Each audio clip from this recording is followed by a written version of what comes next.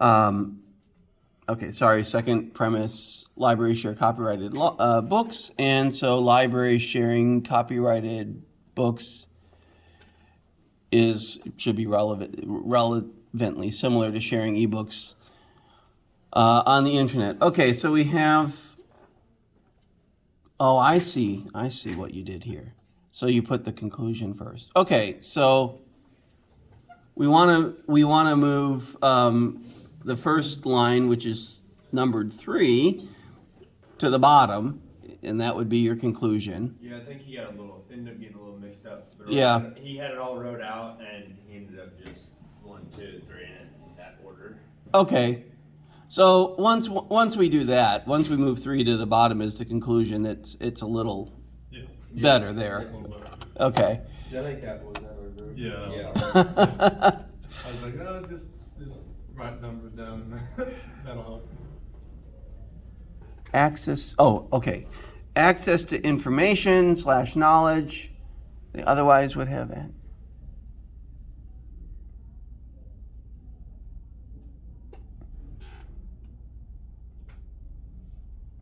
Okay.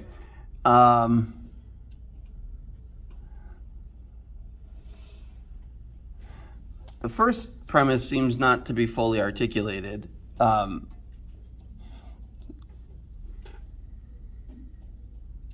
So I have a sense of what might be said there. It's, libraries provide access to information or knowledge that people wouldn't otherwise have access to. I'm going to guess what they meant to say there. You want to say something about that being morally permissible. Okay. In the second premise, we have the problem that there's no analogy that's drawn, but we get something like a reasonable conclusion at the end there. Okay. All right. So some of these are on the right track. Some of them have had a few challenges. What do you guys think a possible disanalogy might be here to help us to call into question the argument? So, in other words, did anybody do this one for the homework? Or did you all do luck? I did luck. Did anybody do Forcehimes for the homework? I did. Did you come up with a disanalogy? The conclusion? Oh, yeah. To show why downloading ebooks and checking books out from the library are not necessarily the same thing or not relevantly similar?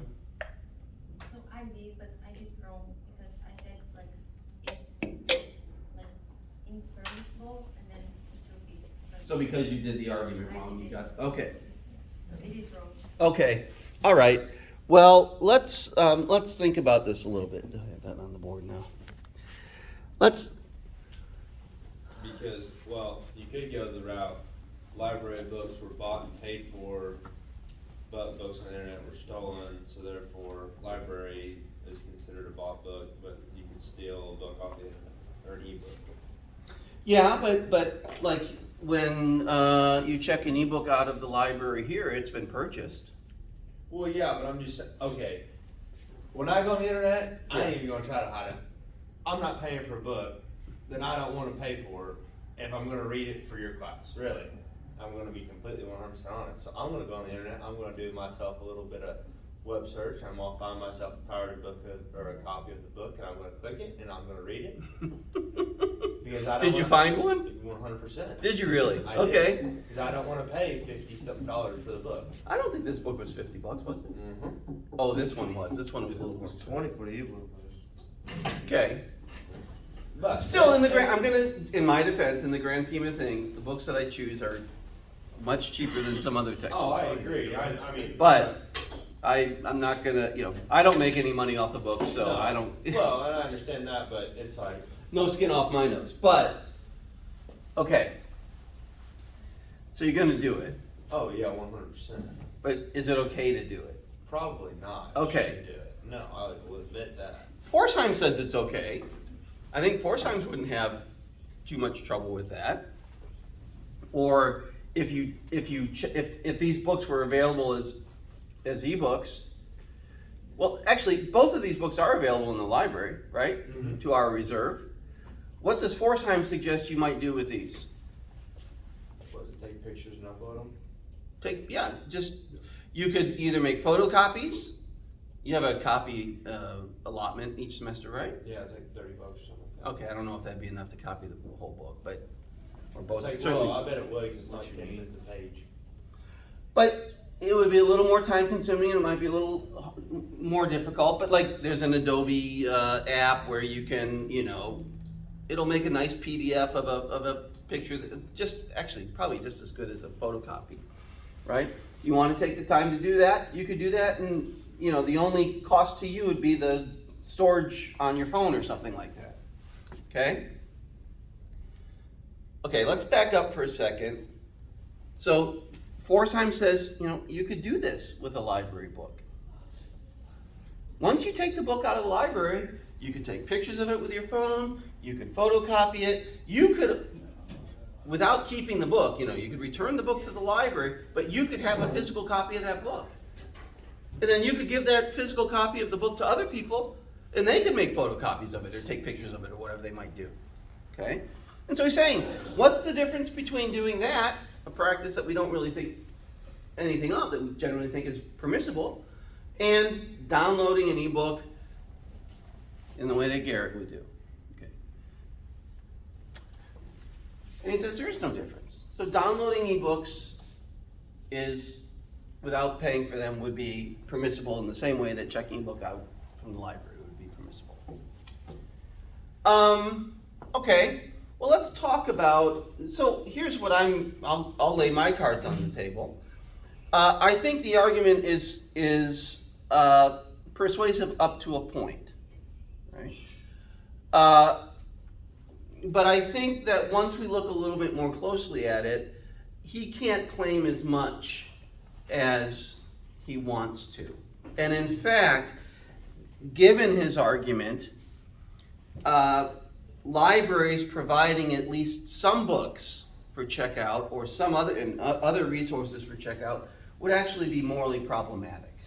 Okay, so let's back up and talk for a minute about what it is about libraries that makes them important resources for information.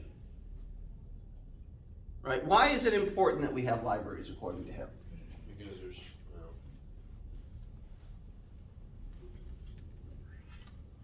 It's on the first and second page.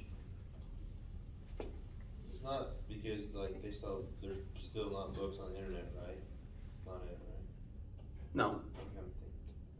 What do libraries do? What kinds of, as institutions, what role do they play in society? What do they provide for us? They provide education, knowledge for everyone, and not just like rich people who have Yes. Yeah. access, so also like poor people can have the knowledge and So libraries make knowledge widely available so that people can be informed citizens, and they make that knowledge available to everybody. So it doesn't matter whether you're rich or you're poor.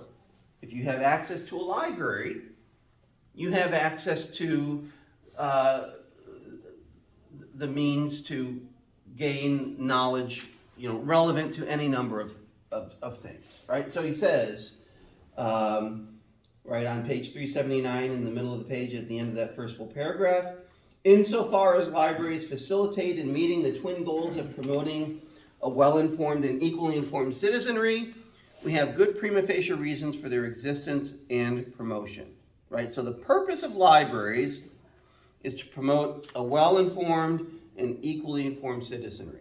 So something that has to do essentially with enabling, producing good citizens, okay? Well, let me just ask you this question.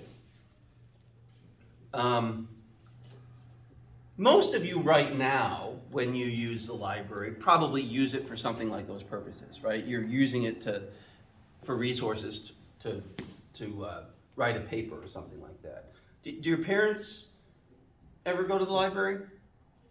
Why do your parents go to the library? Check out a book. What for? Read. Okay, I mean, What kinds of books are they checking out, and why are they reading them? Checking out books to like gain more information on their field or like something that they could get better at or something like. Do you think that's why most people most people are checking out? I'm not saying most people. I'm just Okay. saying that's happening. It does. Oh, of course it happens. Sure, it happens. Yeah, but is the library for most people? Okay, so one thing we can start with is sort of thinking about what's underlying his argument. Are libraries primarily institutions that facilitate a well-informed and equally informed citizenry, or are they institutions that facilitate entertainment? Entertainment. The way that most people use them today. Right? You know, can you check out video games from the library? some Maybe some. I know you can check out movies, and you can check out DVDs and CDs and. computers in every library across the United States. Mm-hmm. And some people use those computers not to become well informed, but to search for and apply for jobs. I guess that's an important social good or role, but other people use it to play video games or to just. Dick off. Okay, Garrett. Hey, That's I'm just saying it how it is. for you. I got you. No, you're right. You're right, but you're screwing around, right? Okay.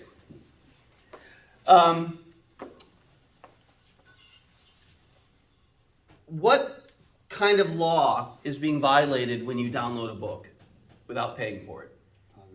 Copyright law. Okay. What's the function of copyright law, according to Forcehimes? What does it protect? Huh? Make like the money, making the money. Okay, yeah, it protects intellectual property, and the primary purpose is to enable those who've written books to secure royalties, and to provide incentives for them to continue to write books that will produce royalties. So, Stephanie Collins, is that right? Is that who wrote the Hunger Games books? Yeah, Collins. Does she still write books? She's written any books since then? Yeah, she wrote. Was it a prequel or a sequel to the Hunger Games series? Okay. But assuming she continues to publish books, I'm just using her as a particular example, she's probably only going to do that as long as there are economic incentives for her to do so. Does that make sense? In other words, she's probably not going to do it if she's not likely to make money from the sale of her books. Does that make sense? Okay. So at the bottom of 380 to the top of 381, Forceheim says, it's worth noting that these considerations seem to ride on the following two claims. First, that those who copy or steal a work would have been willing to pay for it. And second, that authors will not be self-motivated. Okay, so Garrett, you're not going to buy the book if you can get it for free, right? And if you can't find it online, you search and search and search. You can't find it online, you going to buy it? I'm probably go to the library first. Okay, so you're going to do something short. You're still going to try to do something short of buying it, 100%. right? So, as he says here, if there's a new translation of some text by Plato, he's not going to make any profits. But there's a new translation that somebody else who's translated it might make some money off of. You're not going to go buy that new translation if you can read an old translation. You're not going to buy the book if you can borrow it from a classmate or check it out from Reserve or something like that. Okay. He also says that it seems plausible that increased economic incentives are linked to increased production of new works. So that seems to underscore the argument for copyright. But then he goes on to say in the middle of 381, we can make a distinction between works that would not have come into existence if not for royalties and those that would have come into existence regardless of royalties. Okay, so why might something be produced that you would get from a library in the absence of the possibility of royalties? So why would somebody produce a book if they're not going to gain any royalties from it? What does he suggest? And what kinds of books are particularly likely to be produced even in the absence of royalties? Academic books. Okay, so we're not talking about textbooks. We're talking about Philosophical type books. Is that true? well, they don't It'd have be to. like studies and stuff, wouldn't it? Yeah, so like I published a book 4 years ago. Yeah. Dr. Schmidt published a book like 5 years ago. Dr. Olson publishes books almost every year. It's ridiculous. I don't know what kind of drug she takes to allow her to do that. I don't know, they're like 600-700 pages too. They're huge. Yeah. Most of hers are edited volumes. Oh, yeah. But she's got, Last time I talked to her, I talked to her like last week, she was like finishing one up and then fixing to start another one. she has one monograph, which is a single authored book. Right. Okay. Now the incentives to do this, to do that at a place like Missouri Valley are different than the incentives to do it at a place like Mizzou. Right. Why would you do it at Mizzou, for example? Why would you have to do it at Mizzou? Probably just a requirement. Yeah, at a research university, right, teaching is about, it'll vary. The divide is usually 40-60. It's 40% teaching, 60% research, or vice versa, depending upon the institution.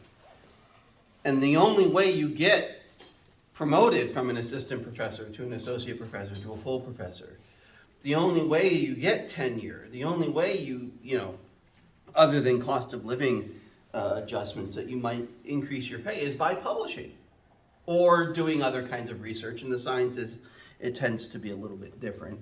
There it might have to do with gaining grants for the university. Okay? But in philosophy and religion and the humanities and history and psychology, it's maybe less so for psychology, political science, it's largely through publishing papers and books. Okay? How much money do you think I've made off the book I published? Probably not very much. Probably nothing. I've made nothing. I get royalty statements each year, and it's always nothing. And I knew that. I don't think Claire's made any money off of her book. Debbie's got some books that are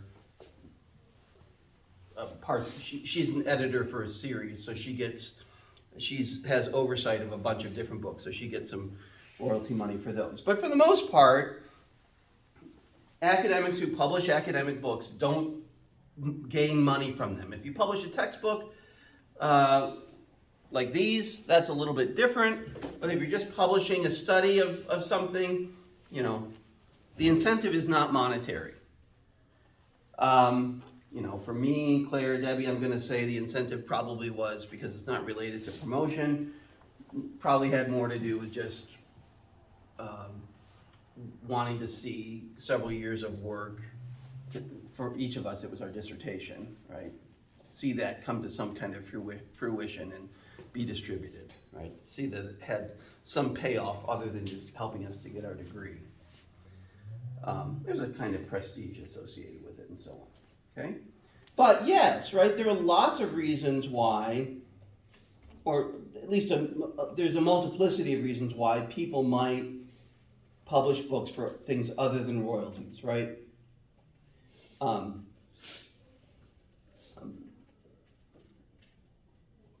Fame, tenure, humanitarian ends, among other things, right? Okay.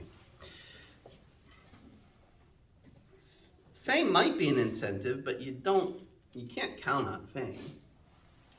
And humanitarian ends, that's a good thing. And there are probably people who do publish books for humanitarian ends, but they're probably relatively few people.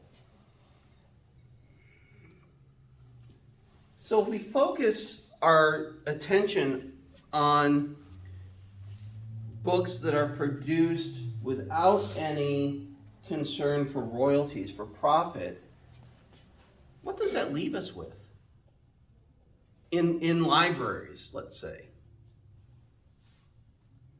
Bunch of boring books. They're not boring books. I think, what is it, perspective is in the eye of the beholder. Garrett, I'm just joking with you. I know. How many, of all the books, not counting our library, in the Marshall Public Library, of all the books in the Marshall Public Library, if you took out all of the books except for those that were published with no concern for royalties and other resources, how much stuff would you have in there? Maybe half a shelf. Half a shelf. Yeah, I've never been in the Marshall Public Library. I don't know. Yeah, I'm going to guess it's going to be a relatively small portion of that material, right? It's not going to be the movies, the DVDs, the CDs. It's not going to be your Stephanie Collins books. It's certainly not going to be your romance novels or your how to fix it type books. iPads for dummies, or I don't know, stuff like that. Okay. Now, Forceheim says he doesn't think his argument depends upon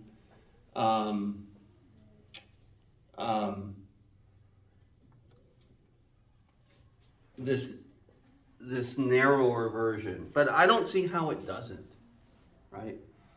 So, as his argument is structured, given what he sees as the function of libraries, and given what he says about copyright law, it seems that he's conceived libraries too narrowly, and the role that copyright plays, I mean, there's nothing wrong with that, but what kind of gets filtered through all that is a relatively small portion of what would be legitimate to check out of a library. If the justification is that it has to, the materials that would be permissible to check out of a library are produced without concern for economic incentives, and that they help to promote an educated and equal citizenry.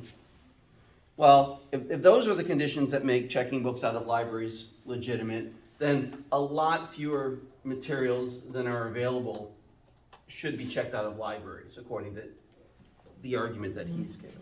Right?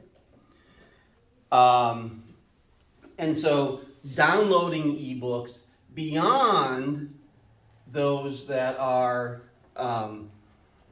produced without concern for royalties, or that are produced for reasons other than providing an equally informed citizenry, produced for entertainment purposes and things like that, it's not clear how his argument provides any support for that. So his argument would provide support for downloading most academic books and the legitimacy of checking academic books out of libraries. But beyond those things, it's hard to see how either of those practices, either checking books out of libraries or downloading ebooks, are legitimate things to do on the terms of his argument. Does that make sense? So it's not so much that there's a disanalogy here that I'm suggesting between the two practices. It's that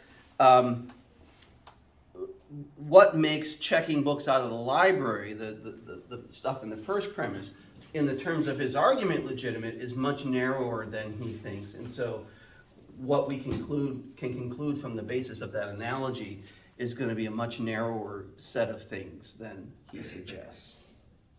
Okay? All right, does that make sense? Yep. Okay. All right, let's look at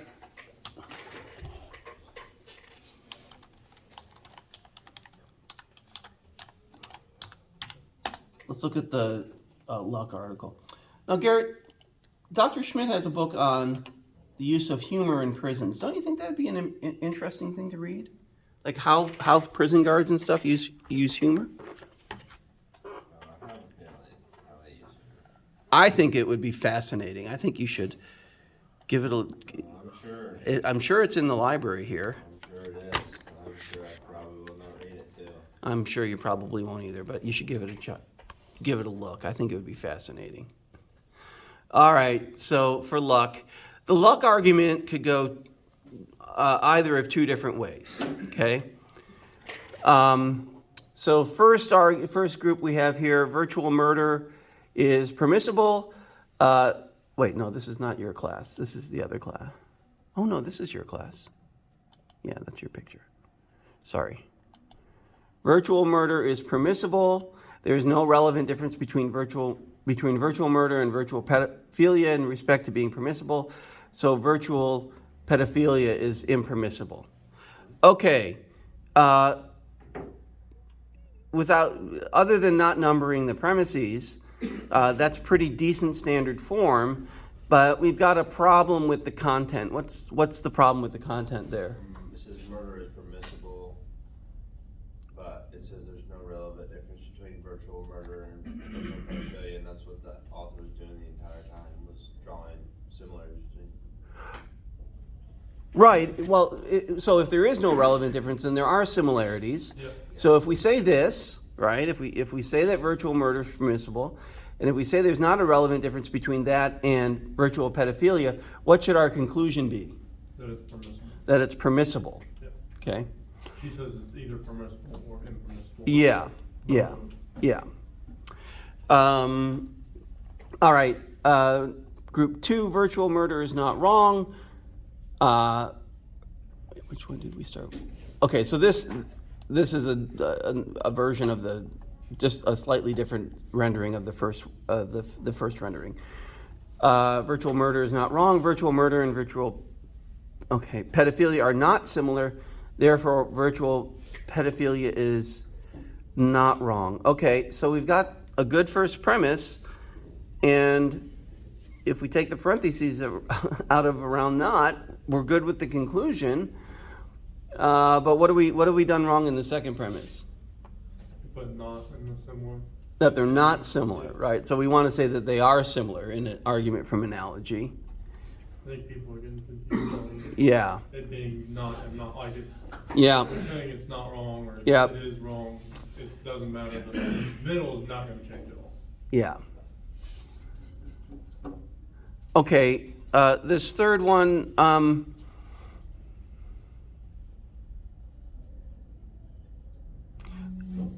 I'm not exactly sure what's that.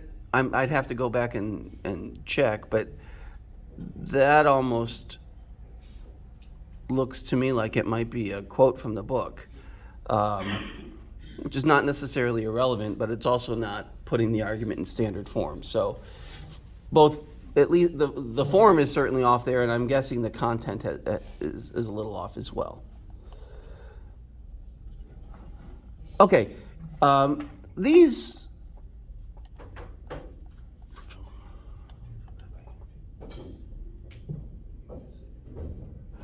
Okay, 5 and 6 look like they're very similar. I'm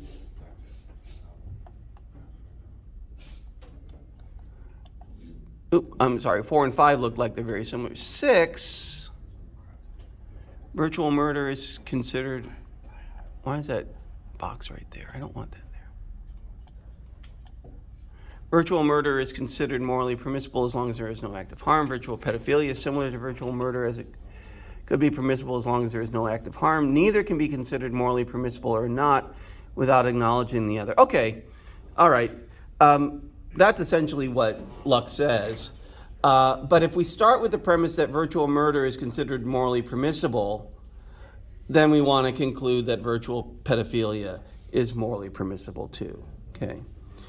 That third, what's numbered 3 there, which should be the conclusion, that is something Luck says, but it's not a statement of what his conclusion would be. What would be another way of framing this argument? How about 6? Well, no. So all of these arguments start with the premise that virtual murder is morally permissible. What else could we start with? The statement that what? It's virtual pedophilia is not morally permissible. Right, that- morally wrong. Yeah. But if we start with that and they're relevantly similar, then what conclusion are we going to arrive at? That virtual murder is that virtual murder is morally impermissible, right? So, you know, he says in the first paragraph, at the end of that paragraph, that we have these intuitions that virtual murder is permissible and virtual pedophilia is not. And what he wants to ask is if there's a way of reconciling those divergent intuitions, right? And what he suggests is that no, they are relevantly similar. And so what you conclude about one of them, whichever one it might be, is what you need to conclude about the other. So if virtual pedophilia is impermissible, so too is virtual murder. If virtual murder is permissible, then so too is virtual pedophilia. Okay? Now, what's he doing with these arguments, the 5 arguments that start on 388? Most people have the sense, right? We have these diverging intuitions, so we have the sense that rather than being relevantly similar, they're relevantly dissimilar, right? So what's he doing in those 5 arguments in starting on 388? Showing how they're similar. By considering arguments that they're possible bases for thinking of them as being dissimilar. Yeah. Right. So the first one, for example, we accept virtual murder, but we don't accept virtual pedophilia. So social conventions say that one is okay and the other is not. But what people believe, right, is not sufficient to provide a justification for those beliefs. We want to know whether they are, in fact. But isn't that like the whole point of like morals? It's not, morals are always that thing that's going to be like black and white. It's never going to be, or not black, it's never going to be black and white. Okay? I think there's usually our moral arguments and the moral positions that people take are more complex than often seems to be the case at first sight. But to say that people believe that something is true, we talked about this early in the semester, right? To say that people believe that something is true is not sufficient for it to be true, right? Believing that the earth is flat does not make the earth flat. Believing that slavery is here's the difference: is you have factual evidence with the slavery, you have factual evidence with the earth. I mean, we've got pictures, and people still believe it. So that's not even necessarily a moral issue. That's more of a belief issue. That's just in general. That's does not want to believe in a certain. Okay. I mean, idea. It's more of an idea. That's a belief in an idea. I don't know so that we have moral. any more evidence for the wrongness of slavery now than we had 2,000 years ago. Well, I don't disagree, but that doesn't. So that makes more sense than the Earth is flat type deal. Okay. The Earth, like that moral, but what would we say about the beliefs that people had who thought slavery was permissible 2,000 years ago? there's the same code of people sold them to them. So No, what would we say about their beliefs? It was wrong. That they were wrong. why? They had false, same thing, right? I think my wife loves me, but when I find out that she's been slipping antifreeze in my, food for the last several months and I die, well, I may not have time to change my belief. Who knows? Once I'm dead, I can't change my belief. Maybe, hopefully The before I die. last glimpse of like Yeah. Oh, you don't love me. Yeah. So I'm both dying and my heart broken at the same time. That would really suck. Feel pain. Okay. Same thing here, right? Just because people believe that something is true, that's not enough to make it true. If it were enough to make it true, we wouldn't have to give reasons for our positions. See, then here's my problem. Then what's the basis of morals? Really, what is the basis of morals other than people's beliefs? There isn't none. I'm not saying the basis is something other than people's beliefs, but where morality comes from. I think that's where it's at. Okay. Because the justification of that. Okay. See, you can justify anything. You can justify murder. No, you can't. You can give a rationalization for anything, or you can try to give reasons for anything, but that doesn't mean those reasons are good or the best reasons. Well, I'm not saying that they are, but I'm just saying a good justification or a bad justification. Rationalizing is all that is justification. It's a synonym. Rationalizing and justification are synonyms. No, I don't think they are. Okay, so if I go out and shoot somebody, and I'd say, okay, well, he was breaking in my door, into my house. Mm-hmm. Okay.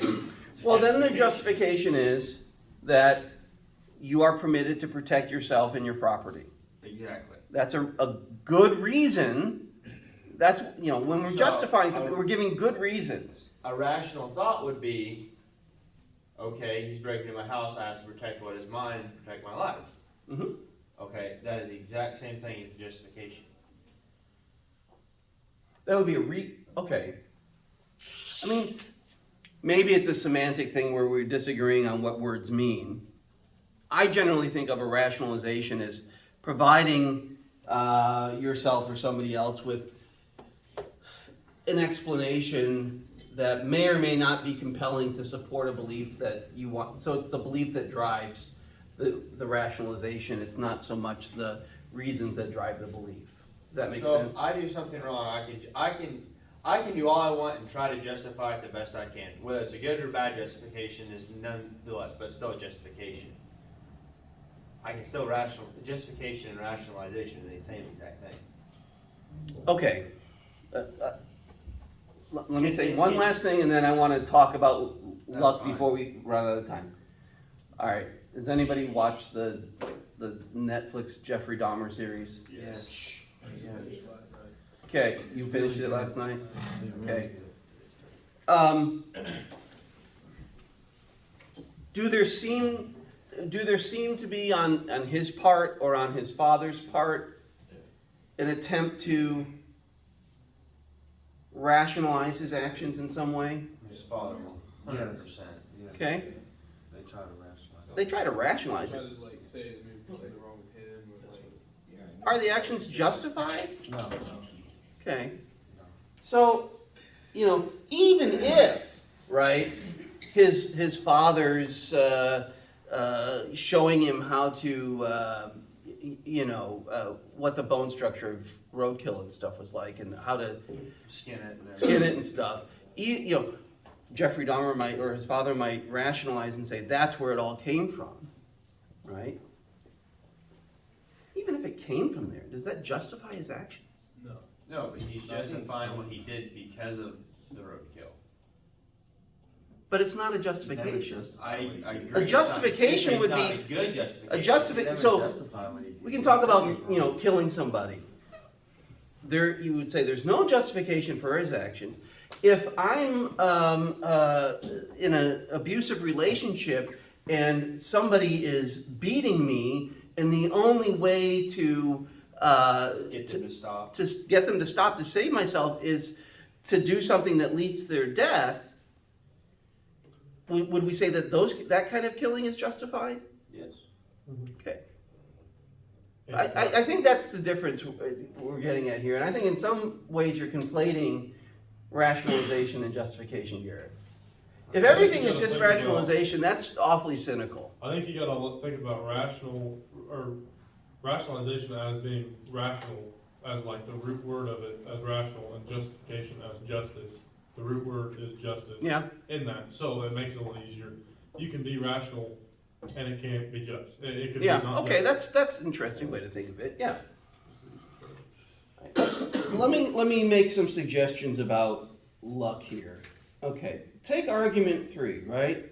Who here plays like first-person shooter video games or other video games like Grand Theft Auto where you can run over people? Okay. A few of you. Okay, I do have one last thing to say. Okay. I did look up synonyms for rationalization, and the first synonym, justification. Okay. That's all I have to say left. Okay. That's fine. Continue. I'm not working with dictionary definitions. I'm working with conceptual definitions. But anyway, Gary, Okay. we can talk more about this later if you'd like. Feel free to stop by in my office and we can talk about it. Okay. Here he's considering the idea that somebody who plays a video game involving killing and is doing it because of the competition. Okay? Does that make sense? It's a competition. It's achieving the goal. Let me ask you this question. If you got a new video game, you didn't know anybody else who had played it, so you're playing it, you're encountering it for the first time, it's otherwise unknown to you. And you get to a point where, as he suggests at the bottom of 390, that in achieving the objective of the video, to achieve the objective of the video game, you have to commit an act of virtual pedophilia. Okay? It's okay. The goal of the video game is not to engage in pedophilic acts, it's to steal jewels, let's say. But for whatever reason, you have to seduce a child and have sex with them virtually. Okay? I don't think like Would they you- even allow that. I don't No. know. You can't That's put that in. irrelevant. That's It's irrelevant. probably there's It's probably just- something like this on the dark web This somewhere. is what this is. Okay. Okay. If you had a video game like that, would you continue to play it? No, Would you say, "Pfft, I'm out"? 100%. Okay. All right. What is it about playing Halo or playing Call of Duty, and or even Grand Theft Auto, where killing somebody might have no relation to the objective of the game? What is it that is it the competition that's motivating you, or is it something else? What kind of feeling do you get when I you? think in war games, especially like, I guess like in our brains, you can say that it's like, because it's like, that's the stuff that actually happened. Like, Yeah. in Halo, war, Yeah, war but- games, that type of stuff. Let's say you're playing Call of Duty and you have a sniper rifle or something, and you get a shot from across the playing area or whatever. Yeah. That may or may not have happened. You're playing as if you were a person in that context. Yes, I'm following. What are you gonna feel when you get that shot? It's a hard shot to make, let's say. Excitement. I'm gonna throw the controller up in the air and jump up and down. Okay. What are some other contexts in which you feel those sorts of very similar feelings? Like on GTA, like when you amassed a lot of money and you spend it and you have a lot of things. Okay. But even non-video game contexts, what are some other contexts in which you might have those sorts of Won a college rodeo. Okay, winning college rodeo, scoring a touchdown as kicking a game-winning field goal at as the clock expires, or scoring a goal in stoppage time to tie the game or win the game or whatever. Okay, you're like that, right? Is it aggression? You feel aggression? You feel like you got it over, is it just competition, or is it something beyond that, or in addition to that? When you're competing against somebody, what do you do? What are you trying to do? Beat them, right? Assert your dominance over them in some way. We can do that in a variety of different contexts. The sniper kill, or the running a pedestrian over in Grand Theft Auto, is a similar kind of expression of that dominance or aggression that can be expressed in a wide range of ways, appropriately and inappropriately. But it doesn't have to involve, in virtual life, although it can, and it doesn't have to involve in real life, and it shouldn't, actually killing somebody. Okay? Can you divorce acts of virtual pedophilia in a video game from sexual desire for children?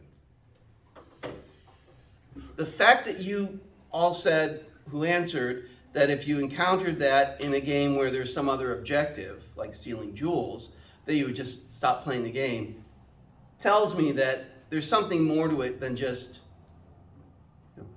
it's essentially something other than competition. The virtual pedophilia has to do with sexual desire for children, right? Yes. So I think one relevant difference might be the different motivations.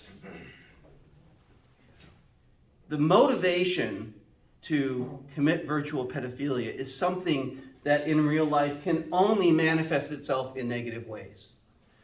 The motivation to commit virtual murder is something that can manifest itself in life in a host of ways that are entirely appropriate and non-harmful, right? And it's the baser emotion, not the killing itself, that is what is getting you excited in the video game. So I think there's something more that he doesn't really attend to in 3 in terms of our motivations and stuff that could provide a basis for a disanalogy. I think he breaks it down too much into just the pixelated stuff. Like it's just a video game. This is all it is. When it's more about how you feel about it. Yeah. Than it is about I mean, I think it's a good argument. I think it's an interesting. Both of these were interesting arguments, but you know, it's that kind of trying to find those little inroads where this argument is narrower than it really should be, narrower than it is. The scope of the argument can't be as wide as this person says, or you know, he's on the right track here, but he doesn't really capture the significance of this element. You know, those are the ways you find inroads to those disanalogies. All right, guys, I'll see you Friday.